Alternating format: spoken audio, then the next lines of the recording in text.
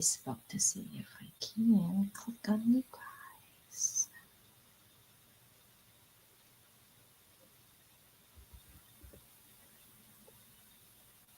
Yeah, video hasn't started. Yes. Oh, hi. Massachusetts realtors are upset with this new law. My name is Celeste, real estate investor. Suzanne Sharkey, cash buyer here in the North Shore of Massachusetts. Welcome to LEARNin Local Live. Rely on what.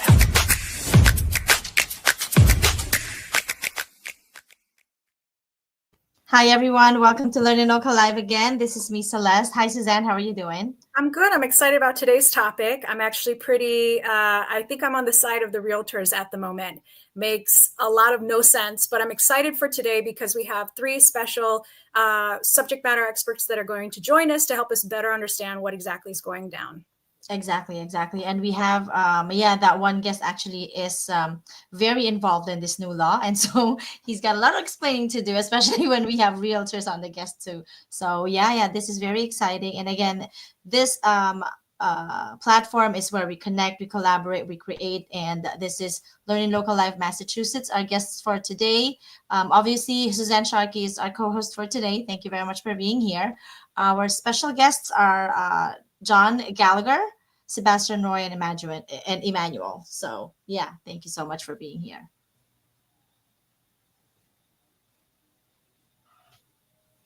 So LEARNin Local Live, so this is where we educate, empower, and inspire. Obviously, we connect, we collaborate. So these are local real estate professionals and entrepreneurs, realtors, so all of those. And we try to have them on the show and really connect with other people of the same thing. So Suzanne is an investor too. So anything you want to say about this platform? I'm excited to be here. I agree with you nowadays that AI is so prevalent and just everywhere. At the end of the day, I actually put more emphasis, trust, everything into human-to-human expertise. So I'm looking for people that are out there in the field that are really doing this work, that have true experience with it. And so that's why I'm really excited for today's guests. Obviously, John is part of it. He's a home inspector himself, and so he'll talk a little bit about that. And then we have not only an investor in Sebastian, but also Emmanuel, who is kind of front of the line as a realtor who has to translate this local law to, buyers, both buyers and sellers. So it's a really great topic for today. I'm excited to get started. All right, perfect. So for today, our sponsor, our producer for today is Roger. Hi, Roger. How are you doing?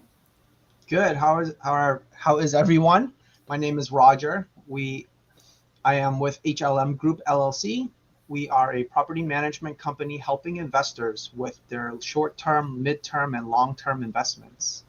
Perfect. So Roger actually is the Airbnb guy in Massachusetts. So if you want Airbnbs, manage Airbnbs and stuff, he's the go-to guy here. So HLM Group, search it and you'll find him, and you can follow him on his socials as well. Perfect. So so anyone who wants to be part of this show, feel free to reach out to us. Again, my name is Celeste. I'm a real estate entrepreneur. We provide housing to underserved individuals and families in Massachusetts, and we also focus on assisted living facilities in the East Coast, Florida, Massachusetts, Connecticut. So thank you for being here. And every week we're gonna do this. So if you wanna come and join us, feel free to do so. And my co-host for today is Suzanne Sharkey. Hi, Suzanne. Again, introduce yourself. So Suzanne Sharkey, I consider myself fourth generation real estate, all the way back from my great grandfather until where I'm at today. I specialize in something that's called creative finance. So how you can purchase, acquire, transact in real estate that doesn't actually fit the cookie cutter mold of what is traditionally out there. And so we do a lot of off-market stuff, really creative stuff that I really enjoy because it's more dynamic and it services people that don't fit the cookie cutter hole. I'm a cash buyer right now in North Shore, Massachusetts, and I specialize. I'm not as nationwide and prevalent as Celeste. I like to hyper specialize in Andover, North Reading sort of area. So that's me. You can find me on Instagram. I know Roger already did, so I'm looking forward to connecting with Roger after the show, but Suzanne K. Sharkey on Instagram. Come find me. Come say hello. Perfect. So we're just going to highlight our special guests for today. our featured guest of the week.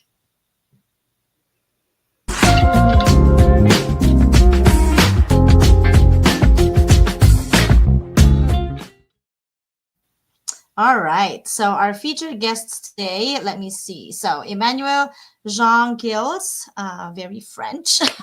Yeah, yes. Hi, Emmanuel. How are you doing? Hello, everyone. Hello, how you doing? My name is Emmanuel Jean-Gilles. I'm happy to be here. I'm a real estate agent slash investor with Thumbprint Realty. Lately, I've been more on the real estate agent side, helping buyers and sellers navigate the market. So I'm just happy to be here and ready to have a conversation with like-minded people. Thank you so Perfect. much. Yeah, thank you for being here. We appreciate you. I know you're busy. You know, our real estate right now is really hot. So yeah, thank you for being here.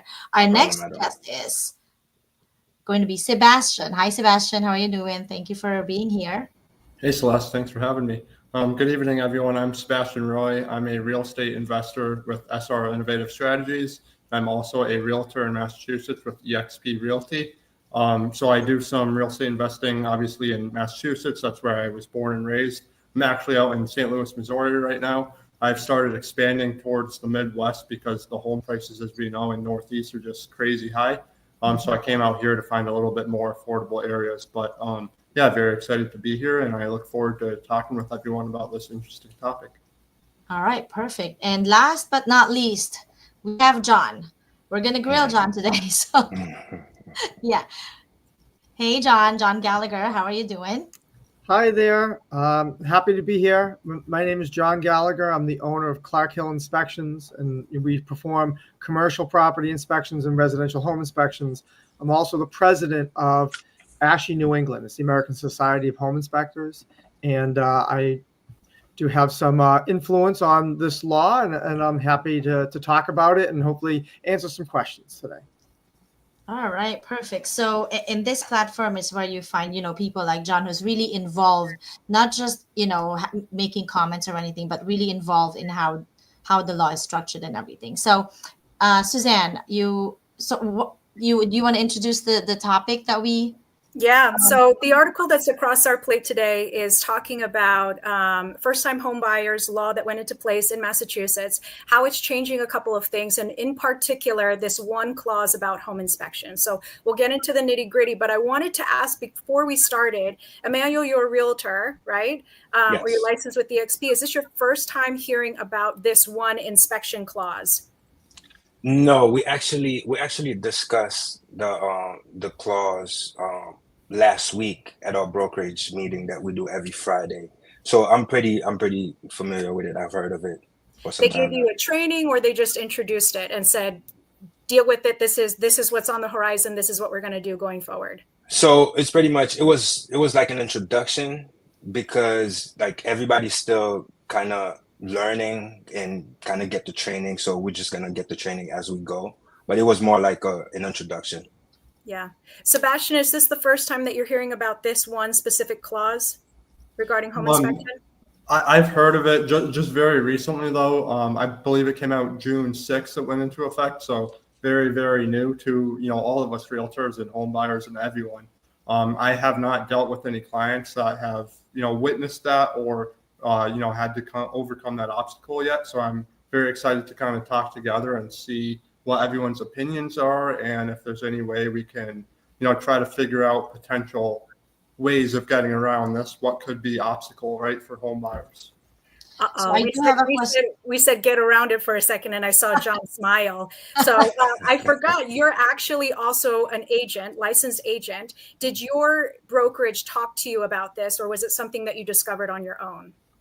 Yeah, so we have trainings every week that we go in, and, you know, we talk about these topics. So we try to stay very, you know, in front of all the latest news and topics that are coming down the line. All right. So before we dig into that, so John can have a little, you know, a minute to himself to collect himself to answer those questions. Let's transition to our first segment.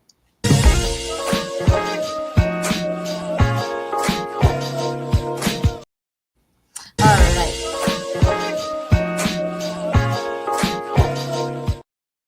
So nice, you got to play it twice. Thank you. Yeah. All right. So again, Sebastian, let me see here. All right.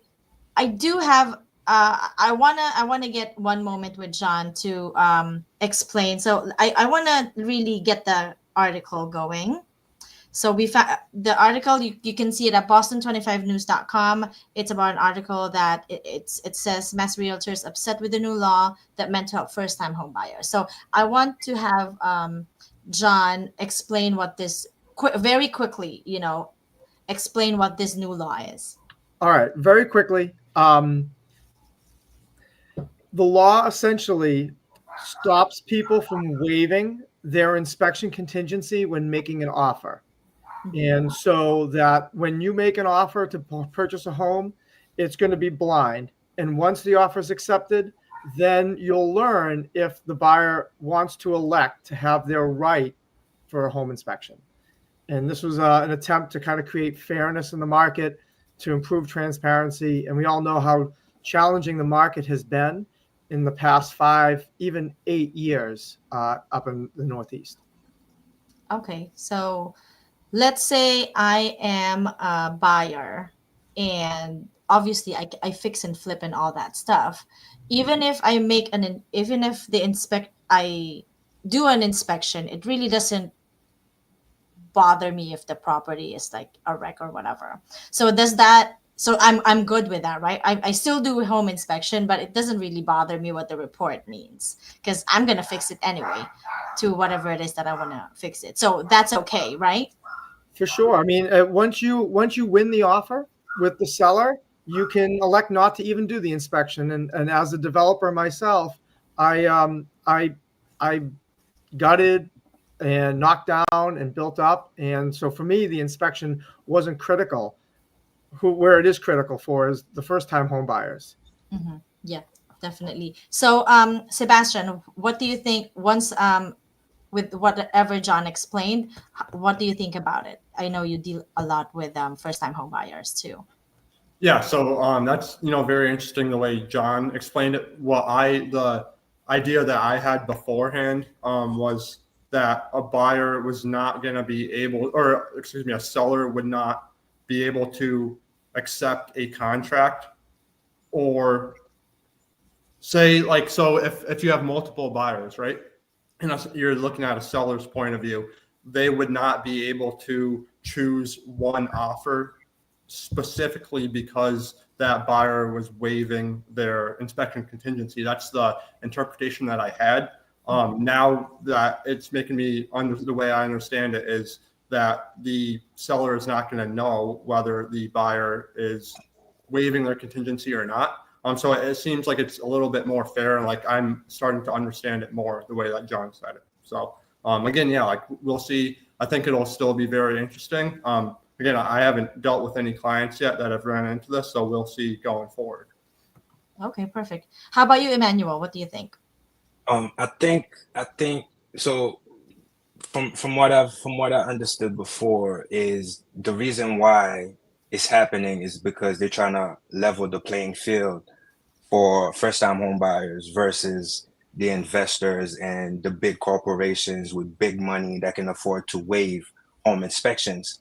However, I feel like it's gonna even the playing field to a certain degree, because now, what about the other contingencies that the big cash monies can waive that the first-time home buyers are not able to waive, as far as a mortgage contingency and appraisal contingencies? So I feel like it's still not going to fix the problem, because now it puts the person that can waive those contingencies at an advantage versus the person that can only waive the inspection contingency. So that's how I'm looking at it now. Suzanne, what do you think about that? That's kind of interesting. I'll be straight out the gate. John, Emmanuel, put us back on a side-to-side screen, because I want to talk this. So I'll tell you, I'll go all the way back to the beginning. I did some work in government, and and so my understanding of government is to shape behavior because there's a problem in play. And I'm all about having a discussion to try to figure things out. Then it becomes a little bit problematic when maybe we come up with a solution that actually does not address the problem. But I also am a big believer that, maybe we don't understand what's the magic bullet to solve it. And maybe this is a step in the right direction. But the way that I'm currently observing it is I don't know that we're getting we're not fixing what we're trying to fix. And so I kind of want to talk to you about what is driving this thing. So in Massachusetts, there are a lot of first-time home buyers, as my understanding is, that want to purchase property, but currently are feeling that they either have to waive the home inspection to be as competitive as other offers. So they're being pressured. They're being pressured and maybe bullied to a certain extent to let go of the home inspection. And that makes them very nervous. I understand as a first-time home buyer, I've seen it myself, how nervous they can be. But yeah, I also think that when you're actually signing a deal, like I sell my fix and flips, I purchase properties without inspection. I sell my properties sometimes without an inspection. And it's not so much the inspection that's holding it back. It's the fact that if you have an inspection, you now have grounds to almost renegotiate the contract if you find something that you don't like. And so that slows down the transaction, because when I'm trying to sell a property, I'm trying to sell a property, right? I don't want to have to wait for you to tire kick and fix this and maybe argue about something like that. Like, I'm ready to sell. And so when I look at an offer, there was actually an offer, the last property that I did, that I chose an offer that was $10,000 less simply because they did waive the inspection, and it almost guaranteed me a quicker closing, because I knew that I wasn't going to have one more hurdle in the closing transaction, because there's so many different steps I need to cross to get it over the finish line. It's one less step for me. It's one less bargaining chip. Plus, it's also, when I develop a house, it was a full gut. So you don't need so much a home inspection. I understand people want to do it for informational purposes, but I just can't include it on my contract because, again, it opens the door to slow down the timeline, which I'm not willing to do. Perfect. Yeah. Yes. Me too. When we were starting to buy properties before, like a first-time home buyer, our hurdle was really the cash buyers. We offer more money for the property. I think we waived the inspection, but still we were beaten by a low offer, but it's cash. I think that the thing in there is like the cash buyer, because obviously if you have lenders, you have to do the mortgage contingency and the appraisal and all that stuff. So I mean, that inspection thing is one, but I think for me, being an investor myself, it's really, and being a homeowner, first time home buyer before, it's really the cash offer that kind of like put me down. Anything you want to say about that, John? Sure. I mean, I would say like a home inspection is friction, but I would look at and this is friction that imposes a burden on the seller for sure, but friction does protect people. And when I spoke to the legislature, and I was one of the architects of the original legislation, we found that it wasn't what we were saying; it was what harmed clients and harmed home buyers had to say. And I could go into stories of how people waived their inspection, moved into the home.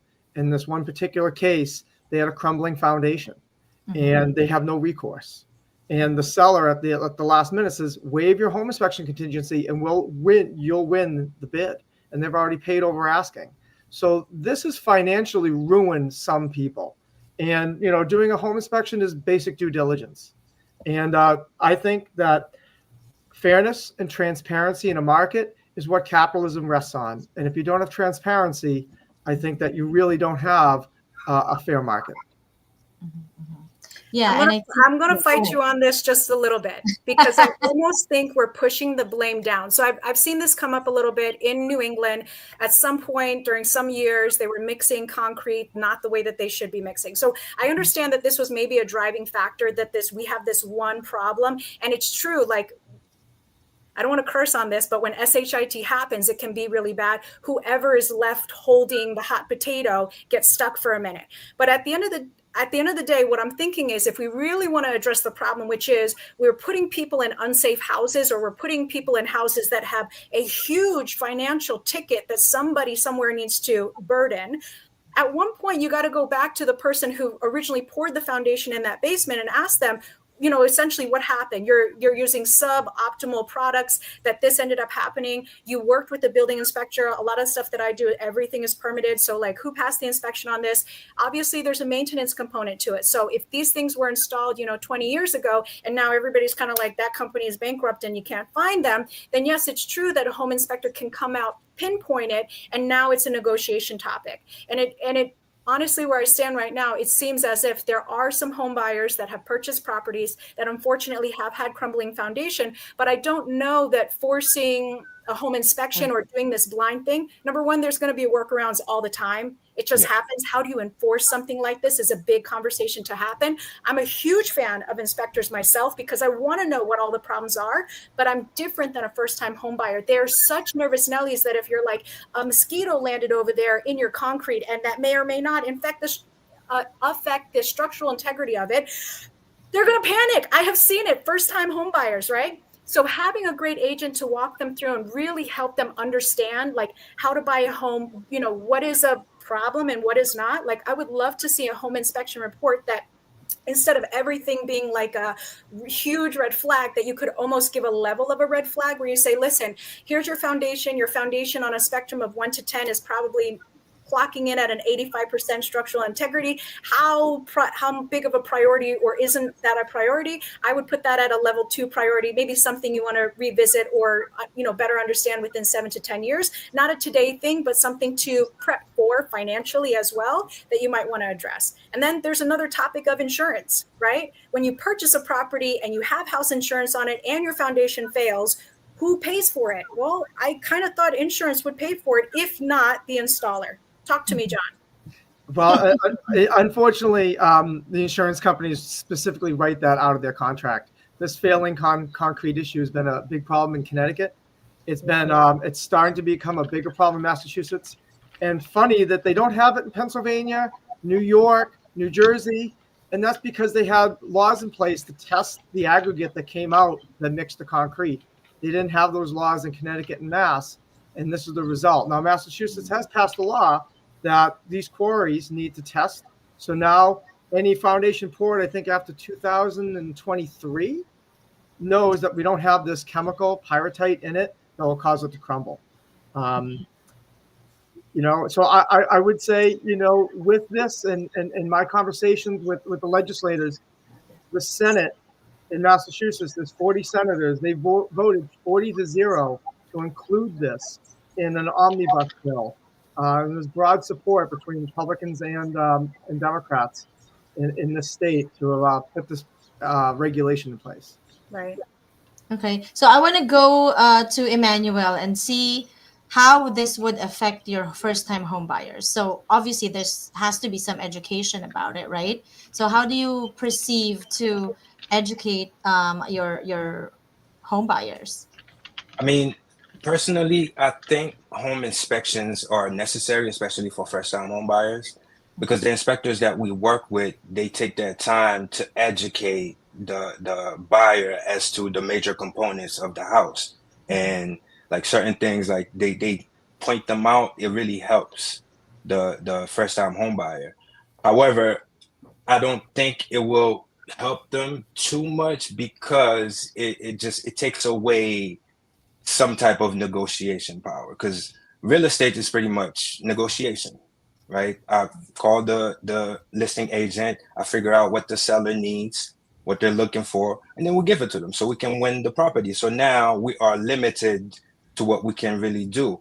And another thing, a question I wanted to throw at John is, right, let's say I have a buyer, we conduct a home inspection, right? And they don't see anything, because normally when you do the home inspection, you don't take a piece of the foundation and send it to a lab to figure out what's going on with it.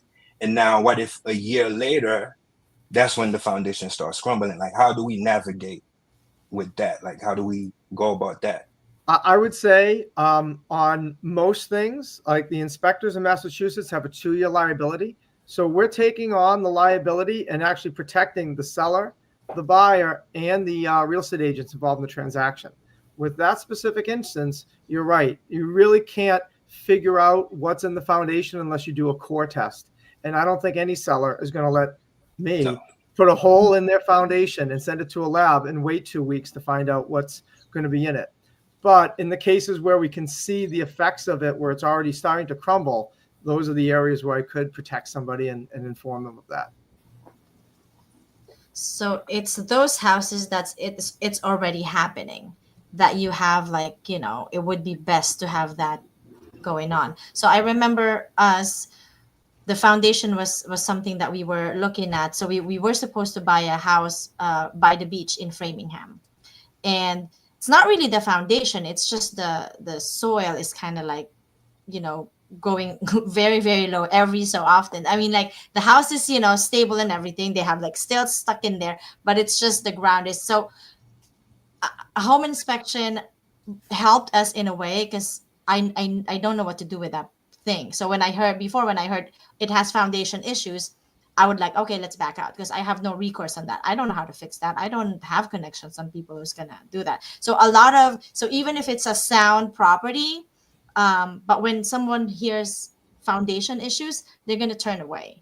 And still, even if it has foundation, like Suzanne is a developer, she has all the means to fix that foundation, make it to whatever, right? So it kind of like takes away from new home buyers. It was like to buy that because of that. So is there somewhere that first time home buyers, I know this would be a responsibility for realtors that they're getting, right? Like some sort of education wherein it doesn't mean if it's a foundation issue, it's not fixable anymore. So like, how is that crumbling cement? Is that the whole basement, or, you know, is there like a price tag on that? How much is the price tag on that? So they would have an idea, even if it's like a crumbling foundation, you fix this with this, and this is the price tag on that. So it would give them more information and not just back away.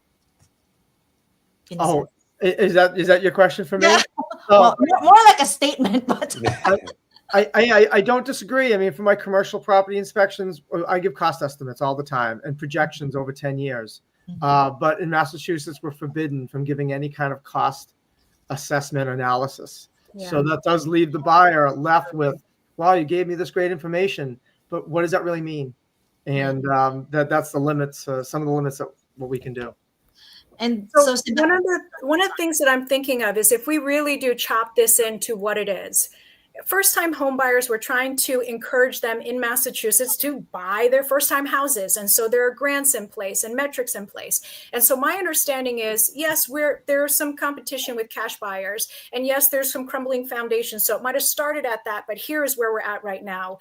Essentially, this legislation that's currently in place is simply trying to, I guess, put blinders on when it comes to the home inspection, because we don't want to pressure any buyer across the board to have to waive something and put themselves in a dangerous position just because they're so desperate to win the house. So at a minimum, I think I can definitely agree to that I don't want to bully anybody across the board into purchasing a house blindly. And so to circumvent that, now we're putting blinders on the whole home inspection thing. Obviously, that causes some issues. Like, Sebastian, you're a cash buyer, as am I. There are certain things that we can do as a cash buyer. I'll be honest, the first property that I purchased with the foundation issue, I lost money on. It happens, right? But for a first-time home buyer losing money, I'm sure it can just be exacerbated. But Sebastian, talk to me about as a cash buyer, how are you seeing this versus selling it on the back end to a buyer who is going to essentially have a blind home inspection at that point? Yeah, right. So as a cash buyer, it's a lot easier because a lot of us, it's not, across the board, all cash buyers waive inspections. A lot of them do because they're flippers, they tend to be flippers.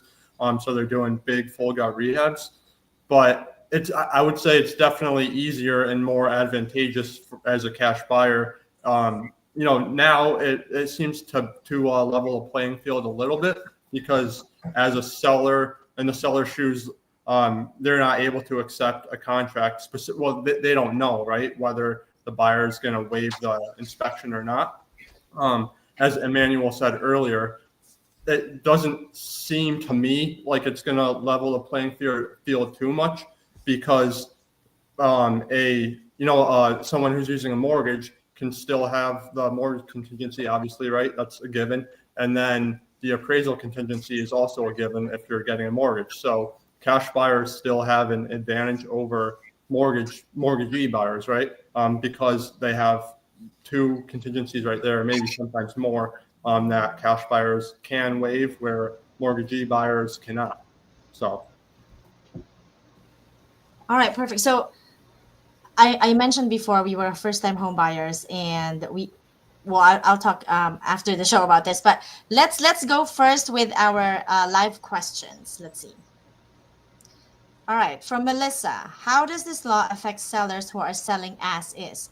Would the inspection just for informal information only? I guess it's for John. Okay. Sure. So my understanding on this would be every seller has the right to sell it as is and no longer negotiate. But if the buyer did come across something that they felt was untenable, they would then have the right to back out. So doesn't matter. So it has to be on that inspection period. It can't go past it.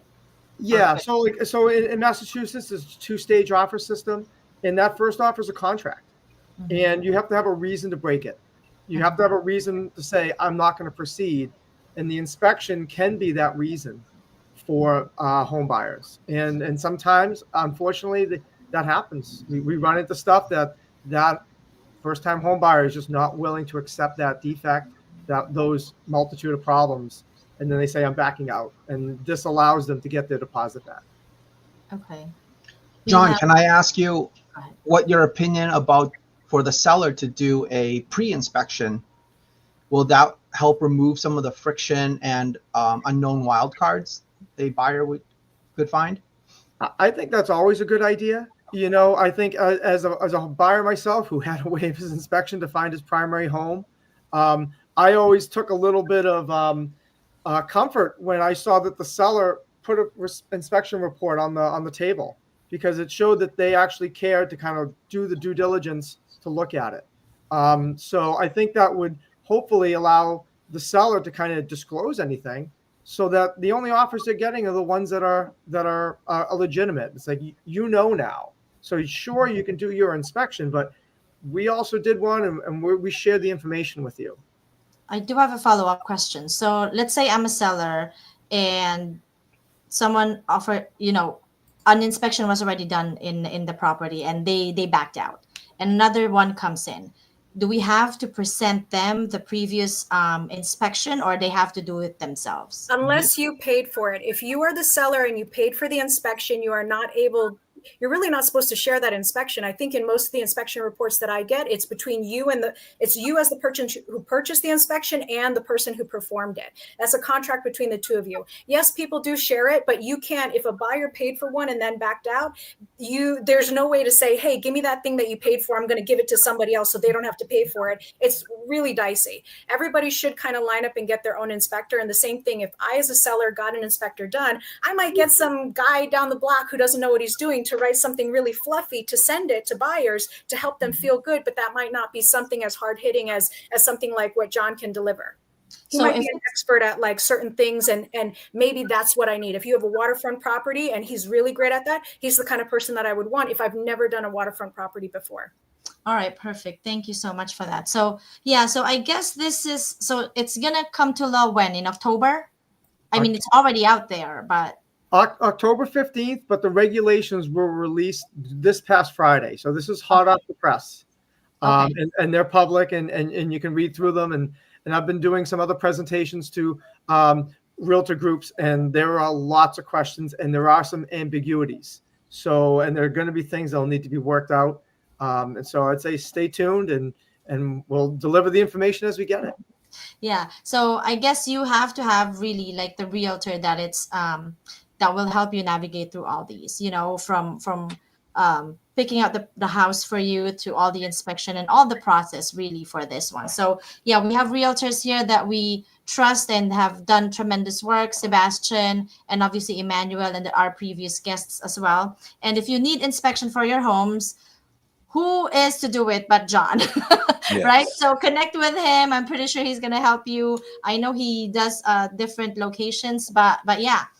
So this has been very very helpful, and I would like to invite everyone, if you want to be a guest in this upcoming upcoming show, please do so. And yeah, so for the next week, our topic is cities with the fastest growing home prices in Massachusetts. So if you are a realtor, a buyer, or anyone that is interested in that topic and would like to share your thoughts, feel free to contact us. Okay. Again, I wanted to thank you, John, Emmanuel, Sebastian, Roger for producing, and obviously Suzanne for gracing our show and being my wonderful co-host. I'd love to have you back again. And yeah, let's connect, let's collaborate, and create like stuff like this to educate all of our viewers. And again, thank you so much for being here. LEARNin Live Massachusetts. LEARNin Local Live is a dynamic platform built to elevate real estate professionals. More than just a show, it's a movement dedicated to educating, empowering, and inspiring industry leaders by turning insights into action and conversations into opportunities. Each episode dives deep into market trends, innovative investment strategies, and practical solutions that address today's most pressing challenges. From fluctuating interest rates and housing shortages to creative financing tools and development models that reshape the future of real estate. Join the movement with LEARNin Local Live and tap into a network built for bold professionals like you.